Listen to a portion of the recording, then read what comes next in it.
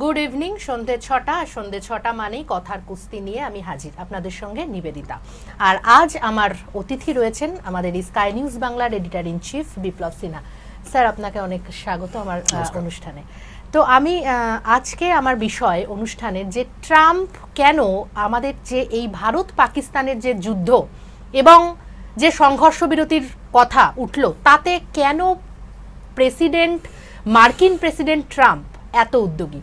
আজকে আমার আলোচনার বিষয় সেটাই, যে তিনি হঠাৎ করে এত উদ্যোগী। মানে আমরা দেখলাম যে যুদ্ধ চলল, সংঘর্ষ বিরতির কথা যখন দুই দেশের মধ্যে উঠলো, বা প্রধানমন্ত্রী, আমাদের দেশের প্রধানমন্ত্রী বলার আগেই দেখা গেল যে ট্রাম্প তার যে এক্স হ্যান্ডেল রয়েছে তাতে তিনি ঘোষণা করে দিলেন। এটা কিন্তু দুবার দেখা গেল। আপনি যদি মনে করতে পারেন তাহলে যেদিনকে জাতির উদ্দেশ্যে ভাষণ দিলেন প্রধানমন্ত্রী, ঠিক তার আগেই কিন্তু আবারও করে তিনি তার এক্স হ্যান্ডেলে ঘোষণা করলেন যে যুদ্ধবিরতি, মানে দুদেশের মধ্যে একদম আলোচনা হয়ে গেছে, দুদেশই সংঘর্ষ বিরতিতে রাজি রয়েছে। হ্যাঁ, তো ট্রাম্পের এত উদ্যোগী কেন? এই যে বিষয়টা তুমি বললে যে ট্রাম্প কেন মধ্যস্থতা করলো ভারত পাকিস্তানের যুদ্ধে, এটা কিন্তু তার আগে কিন্তু তুমি ইতিহাসটা দেখো, ট্রাম্পের ইতিহাসটা দেখো, যে ট্রাম্প ব্যক্তিগত জীবনে কীরকম মানুষ একজন। মানে উনি আসার আগে দেখো, উনি তো 47তম 47th প্রেসিডেন্ট অফ আমেরিকা। ওনার আসার আগে বা উনি আরেকটা টার্মস কিন্তু থেকে গেছে, তখন কিন্তু এত কিন্তু এরকম একটা ফেরোসাস একটা অ্যাটিটিউড বা এরকম যে বাচ্চা ছিল না, আমি করেছি মানে সব কিছু একটা ক্রেডিট নেওয়ার কিন্তু একটা মানসিকতা। উনি একটা প্রেসিডেন্ট, ওনার কিন্তু এইভাবে সবসময় যে উনি প্রত্যেকটা ক্ষেত্রে দেখবে যে উনি সকালে যে কথা বলছেন বিকেলে ভুলে যাচ্ছেন, বা যখন উৎপোড়ান কথাবার্তা, মিডিয়া, উনি তো সবসময় মিডিয়া। মানে আমরা কি দেখেছি আমরা মোদিকেও দেখেছি তো, বা আরও অন্যান্য প্রধানমন্ত্রীকেও দেখেছি যে কোনো একটা প্রধানমন্ত্রীর দপ্তরে যে কোনো কিছু সাইন চলছে বা কোনো কিছু একটা প্রোগ্রাম চলছে, সেটা কোনো প্রেস মিট করে তার পিএম থেকে বলা হয়েছে বা প্রাইম মিনিস্টার অফিস থেকে বলা হয়েছে, কিন্তু উনি দেখবে যখনই সাইন করছে 5টা ক্যামেরা এবং সেই বড় একটা পেন খাস করে একে এমনভাবে সাইন করছেন যেন পুরো পৃথিবীকে উনি একটা মানে সার্টিফিকেট দিচ্ছেন সব জায়গাতে। মানে আপনার এই কথাটা বলার আগে, নিবেদিতা, এই কথাটা বলার আগে তোমাকে আরেকটা এক্সাম্পল দিচ্ছি।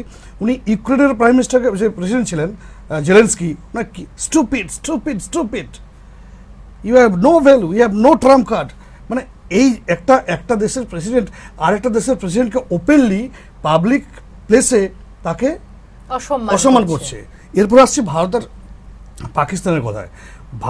ভারতের তো একটা স্থিতিশীল নীতি, এটা একটা স্ট্র্যাটেজি, কিন্তু স্ট্যান্ড স্টিল, যে আমরা কাশ্মীর ইস্যুতে কোনো ইউএন বা কোনো থার্ড পার্টিকে আমরা এনগেজ হতে দেব না। That is the clear stand by India. এটা কিন্তু ইন্ডিয়ার মানে একদম ক্লিয়ার স্ট্যান্ড। এরপর প্রথমে উনি কি বললেন যে thank you that I am very pleased to announce that India and Pakistan agreed they listened to my words. Second time কি বললেন যে না, আমি কি মধ্যস্থতা করেছি বলবো না, কিন্তু আমি হেল্প করেছি।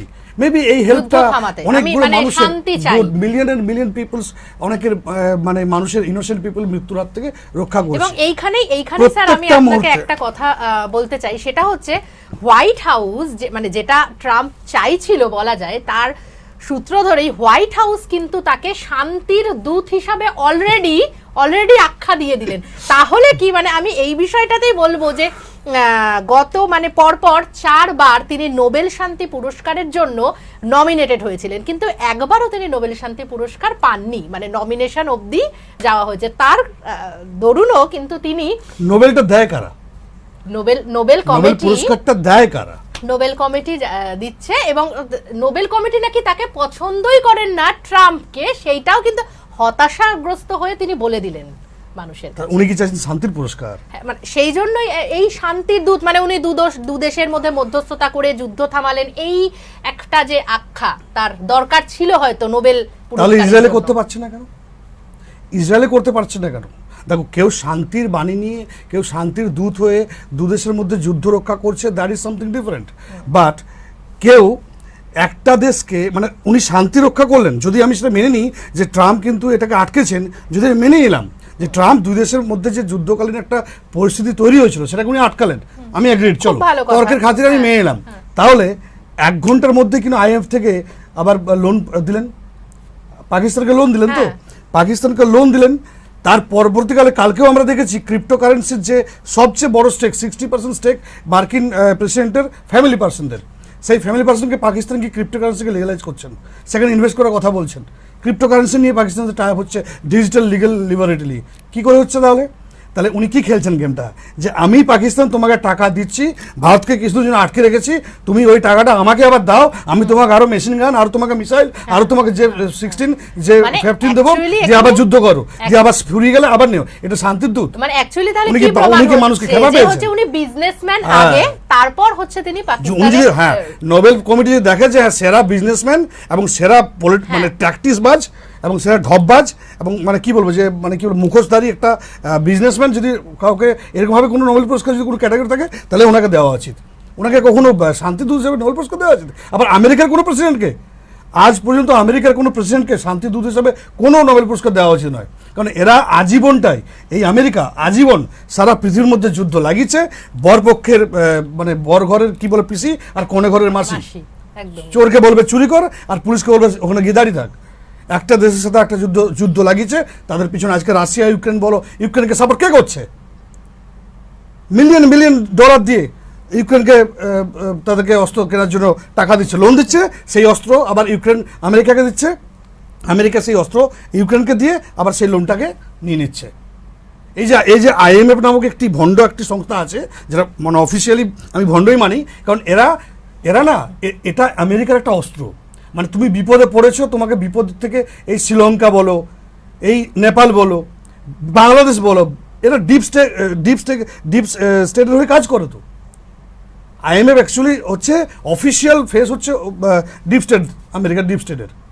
এরা যেখানে যেখানে মানুষ বিপদে পড়বে, সেখানে যেখানে মানুষ সব কিছু একটা মানে অর্থনীতিতে একটা দুরবস্থার মধ্যে পড়বে, এরা গিয়ে সেখানে তাকে টাকা দেবে, তার হয়তো জমি নিয়ে নেবে, তাকে অস্ত্র বিক্রি করবে। তাকে শান্তির দূত লজ্জা করে না? উনি এক্সপেক্ট করেন কিন্তু খেপা লোক আছে কি কখন কি বলে সে যায় না। এই তো কিছুদিন আগে এই কুককে কি বললো, অ্যাপেলের কুককে কি বললেন যে Cook why you are investing in India, they are the big negotiator in tariffs and all এইসব বলে যাচ্ছেন। কদিন আগে Trump, Narendra Modi is my good friend, I am very happy. আমরা একটা ছোট্ট বিরতির পর ফিরছি।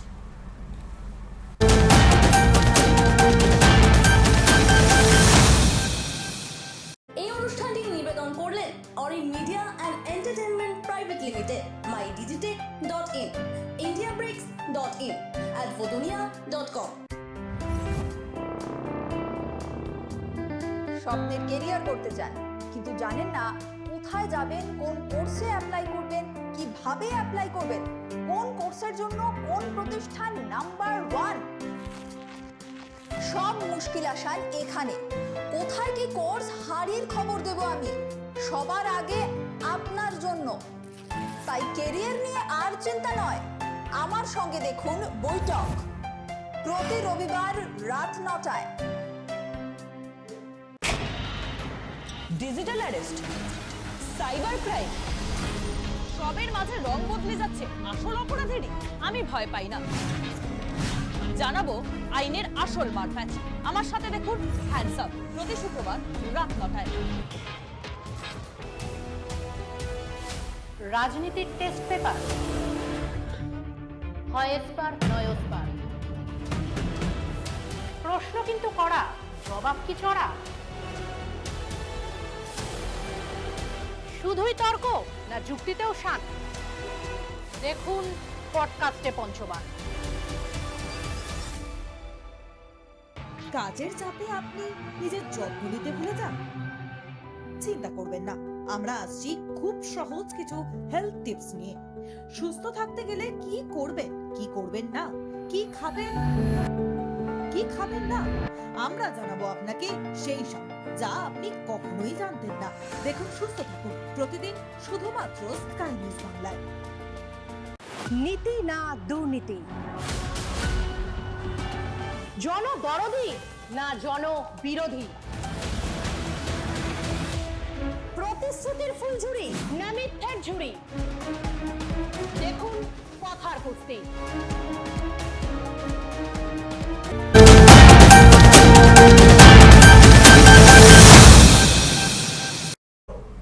ফিরলাম বিরতির পর। এতক্ষণ আমরা আলোচনা করছিলাম যে শান্তির দূত নাকি ট্রাম্প। হোয়াইট হাউস এরকমই, যে ভারত পাকিস্তানের যে সংঘর্ষ বিরতি যুদ্ধে হয়েছে, তারপর হোয়াইট হাউস একেবারে স্বমহিমায় আলোচনা করে দিল যে তিনি নাকি শান্তির দূত। এবার আমি পরবর্তী প্রসঙ্গে যাচ্ছি, সেটা হচ্ছে যে এই যে সংঘর্ষ হচ্ছিল দু দেশের মধ্যে, এরই মাঝে সৌদি আরবে ট্রাম্প প্রেসিডেন্ট পদে আসীন হওয়ার পর, নতুন যে পদে তিনি এলেন, তারপর তিনি প্রথমবার এই বিদেশ সফর সৌদি আরবে গেলেন, এবং সেখানে অবশ্যই বোঝাই যাচ্ছে তিনি যেহেতু প্রথমে একজন বিজনেসম্যান, তো লগ্নির জন্যই গিয়েছেন।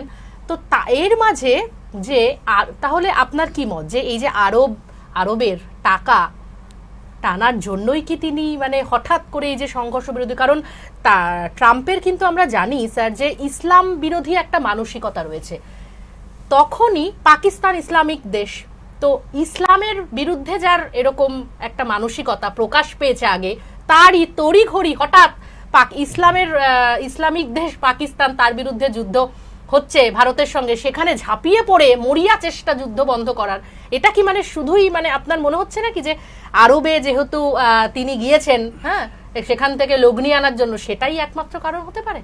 তোমার প্রশ্নের মধ্যে তোমার উত্তর লুকিয়ে আছে।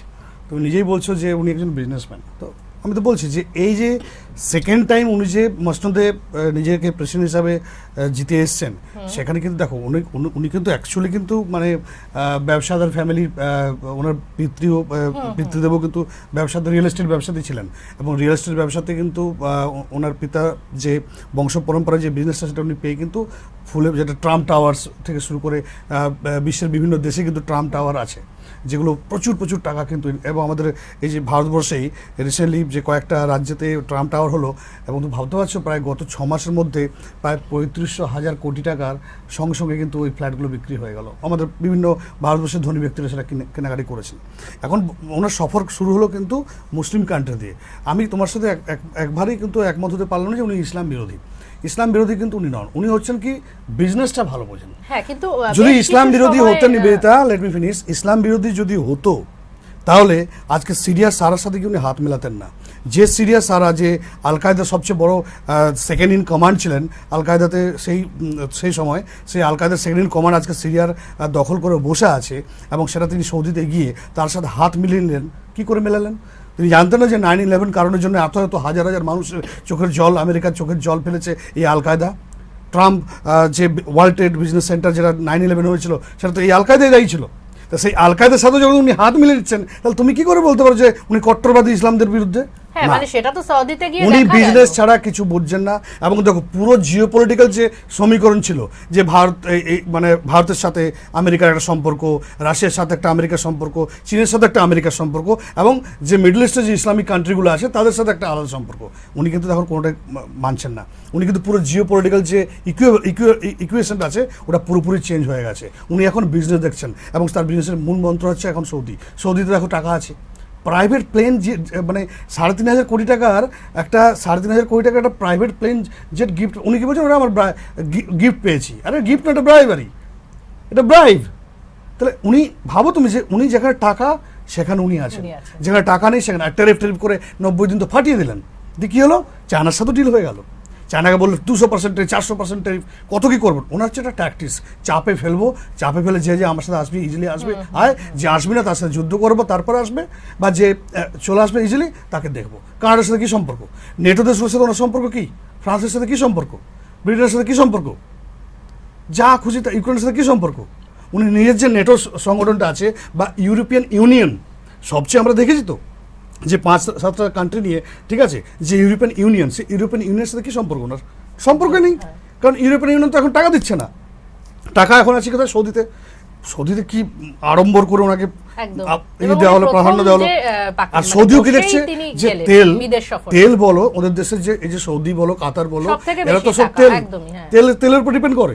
এই যে তেলটাও সৌদিও বুঝতে পারছে, কাতার বুঝতে পারছে, একটা পরবর্তীকালে আসবে যেটা কিন্তু শেষ হবে, তখন কিন্তু তাদেরকে বিজনেসের উপর টিকে থাকতে হবে। তাহলে আমেরিকার সাথে বন্ধুত্ব করবে না কেন? 100 বার করবে। তাতে দেখো, এখানে ধর্ম নেই, এখানে অন্য কোনো ব্যাপারই নেই, এখানে হচ্ছে পুরো business. He is a purely business person. বিজনেসের জন্য উনি যদি কাউকে বিক্রি করতে হয় উনি করে দেবেন। উনি নিজেও জানেন যে এটাই তার লাস্ট টার্ম, এখানে উনি নিজেই তো প্রায় 30টা জালিয়াতি ওনার নিজের দেশের সাথে জালিয়াতিতে নিজে মানে কি বলে কনভিক্টেড, ওনার জেল হতো, যাবজ্জীবন জেল হতো। উনি সারেন্ডার করে, যেহেতু উনি প্রেসিডেন্ট ক্যান্ডিডেট ছিলেন, যে আর একটা ওখানে একটা নিয়ম আছে যে প্রেসিডেন্ট ক্যান্ডিডেট যে প্রেসিডেন্ট যদি হয়ে যায় তাহলে উনি নিজেই কিন্তু নিজের যে অপরাধগুলো সেগুলো ক্ষমা করতে পারেন, এটা একটা আইন আছে আমেরিকাতে। তাই উনি ক্ষমা করে দিয়েছেন।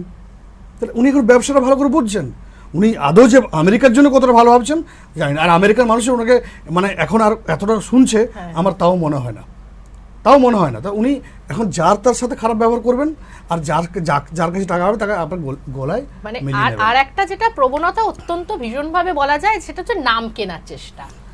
মানে নাম উনি আর কি কিনবেন, নাম তো ওনার হয়ে আছে, নাম আর উনি কিনবেন না। উনি এখন টাকা টাকা টাকা মানে টাকা কামাবার চেষ্টা। না মানে এই যে ভারত পাকিস্তানের যুদ্ধ তিনি বন্ধ করলেন, মানে এরকম একটা মানে এত বড় একটা ব্যাপার তার মধ্যস্থতায় সবার বন্ধ জীবনে একটা সময় তো আসে যে আমি একটা ভালো কিছু সারা জীবন টাকা ইনকাম করে গেলাম। উনি এতগুলো জালিয়াতি কর্মকাণ্ডের সাথে যুক্ত আছেন, উনি এতগুলো দেশকে যুদ্ধ লাগিয়েছেন, এতগুলো মানুষকে মেরেছেন, এতগুলো মানে মানুষরা মানে কি বলবো যে হাহাকার নিয়ে ওনাকে শান্তির দূত দেওয়া হবেই কেন? আর নাম তো কামাবে সবাই যখন সারা জীবন কিছু করার পর লাস্টে গিয়ে একটু নাম কামাবার চেষ্টা করে, সেটা আমেরিকার প্রেসিডেন্ট বা এক্সেপশনাল কেন, সবাই চাই আমরা লাস্টের দিকে একটু নাম হোক, একটু কিছু ভালো পুণ্য কাজ করি, হয়তো উনি একটু পুণ্য করতে চাইছে না। একদমই। আর এই প্রসঙ্গটা যেটা আমি আগেও তুলেছিলাম সেটা হলো যে তিনি যখনই ভারত পাকিস্তানের এই যুদ্ধটা মানে শুরু হলো ঠিক তখনই কিন্তু তিনি বিদেশ সফরে গিয়েছিলেন, এবং এই যে যুদ্ধ এটা যেহেতু একটা ইন্টারন্যাশনাল ব্যাপার হয়ে গিয়েছিল, তো সেই জন্য সমস্ত মিডিয়া সমস্ত কিছু কিন্তু সেই পাকিস্তান এবং ভারতের যুদ্ধের প্রতি খবর বা যা নজর দিচ্ছিল। কিন্তু ট্রাম্প যে বিদেশ সফরে গেছে, তিনি প্রেসিডেন্ট আমেরিকার, তার কোনো খবর বা তিনি শিরোনামে নেই, মানে এটাও তো একটা, ওই জন্য তিনি কি করলেন, তড়িঘড়ি মধ্যস্থতা করার জন্য একদম উঠে পড়ে লাগলেন। মানে এটাই তো পার্থক্য। রাশিয়া যদি ভারতবর্ষকে হেল্প করে বা ইসরায়েল যদি হেল্প করে, ওরা কিন্তু বড় করে আগের থেকে গিয়ে টুইটারে কেউ পোস্ট করবে না, বা ইয়েতে এক্সটার্নাল অ্যাফেয়ার্স আগের থেকে কিছু বলবে না, ইন্ডিয়াই বলবে। ইন্ডিয়া তো বারবার বলছে আমাদের ভারতবর্ষ প্রত্যক্ষভাবে ডাইরেক্টলি জয়শঙ্কর স্যার বলেছেন যে আমেরিকার কোনো জায়গায় নেই, আমেরিকা কোনো মধ্যস্থতা করেনি। It was DGM of Pakistan who called off us and we agreed on the ceasefire not to escalate the war. এটা উনি ক্লিয়ারলি জয়শঙ্কর স্যার বলেছেন। এবং দ্বিতীয়বার যখন উনি ওই ট্যাক্সের টেরিফের কথা বলেছেন, যে ভারত তো আমাকে অফার দিয়েছিল 0% টেরিফের জন্য, তখনই বলেছেন যে এটা একদম ফালতু কথা, বেসলেস কথা, এরকম জাতীয় কোনো কথা হয়নি। Jaishankar clearly being a ME minister of affairs উনি কিন্তু এটা বলেছেন।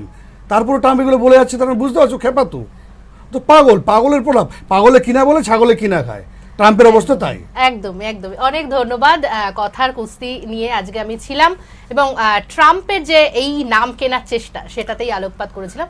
আজকের মতো কথার কুস্তি এ পর্যন্তই। পরবর্তীতে আবার দেখা হচ্ছে স্কাই নিউজ বাংলার ডিজিটাল পেজে। সঙ্গে